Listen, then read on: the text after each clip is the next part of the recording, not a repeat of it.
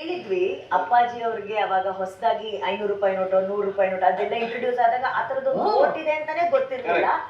ಅದನ್ನ ಕೇಳಿದ್ವಿ. ಇತ್ತೀಚೆಗೆ ನಾನೊಂದು ವಿಷಯ ಇನ್ಸಿಡೆಂಟ್ ನಾನ್ ನೋಡ್ದೆ. ನಮ್ಮ ಅವನು ಇವ್ರಿದಾನಲ್ಲ ಹುಡುಗ ಚಿಕ್ಕವನು ಪ್ರೀತಮ್ ಉಪ್ಪಿಟ್ಟು ತಿಂತಿದ್ದ.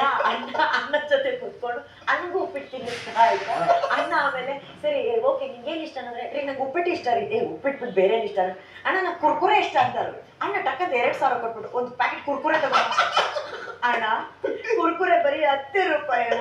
ಹೌದಾ ನಾನು ಕುರ್ಕುರೆ ಎಲ್ಲ ತಿಂದೆ. ಆಮೇಲೆ ಅವ್ರಿಗೆ ಹೇಳಾದ್ಮೇಲೆ ಬರೀ 10 ರೂಪಾಯಿನ ಓಕೆ ಇಡೀ ಸೆಟ್ಟಿಗೆ ಕುರ್ಕುರೆ ಬೇರೆ 2 ಬಾಕ್ಸ್ ಫುಲ್ ಕುರ್ಕುರೆ ಎಲ್ರಿಗೂ ತಿಂತಾ ಇದಾರೆ. ಅವ್ರು ಮತ್ತೆ ಬಂದು ಅವ್ರಿಗೆ ತಿನ್ಸ್ತಾ ಇದಾರೆ. ಇದೆಲ್ಲ ಒಂದು ಸರ್.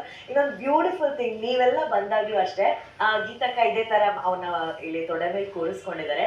ಇಲ್ಲಿ ಎದುರುಗಡೆ ಅಣ್ಣ ಕೂತಿದ್ದಾರೆ. ಅವ್ನ ನೋಡಿದ ತಕ್ಷಣ ಅಣ್ಣಂಗೆ ಏನಾಯ್ತು ಏನೋ ಗೊತ್ತಿಲ್ಲ. ಅವ್ನ 2 ಕಾಲ ತಗೊಂಡು ಅವ್ರ ತೊಡೆ ಮೇಲೆ ಇಟ್ಕೊಂಡು ಕಾಲ್ನ ಒತ್ತಾ ಇದ್ದಾರೆ. ಅಣ್ಣ ಏನೇನ ಮಾಡ್ತಿದ್ರ ಅಂದ್ರೆ ಎಷ್ಟು ಕುಂದಿರುತ್ತೆ ಈ ಕಾಲ್ಗಳಲ್ವ ಅಮ್ಮ ಅಂತ ಹೇಳ್ಬಿಟ್ಟು ಲಿಟ್ರಲಿ ಒಂದ್ 10-15 ನಿಮಿಷ ಆ ಚಿಕ್ಕ ಮಗುನ ಕಾಲನ್ನ ಒತ್ತಿ ಅವ್ನ್ ಹಂಗೆ ಅಣ್ಣ ಅವ್ರ ತರ ಶ್ರೀನಿವಾಸ ಕಲ್ಯಾಣದಲ್ಲಿ ನಾವ್ ಮಾಡ್ಬೇಕು ಅಂತ ಹೇಳ್ದ. ಆಮೇಲೆ ಅಣ್ಣ ಬಿಟ್ಬಿಟ್ರೆ ಅವನು ನೋಡಿ ಅದನ್ನ ಅವ್ನು ಡಿಡ್ ನಾಟ್ ಅವ್ನ ಅದನ್ನ ಅಷ್ಟು ಎಂಜಾಯ್ ಮಾಡ್ಕೊಂಡು ಅಣ್ಣ ಕಾಲು ಒತ್ತಾನೆ ಇದ್ರು. ಮೇಡಮ್ ಅವ್ನು ಉಪ್ಪಿಟ್ಟು ತಿನ್ನಿಸ್ತಾ ಇದ್ರು. ಯಾಕೆ ಇವ್ರನ್ನೆಲ್ಲ ದೊಡ್ಡ ಮನೆ ಮಕ್ಕಳು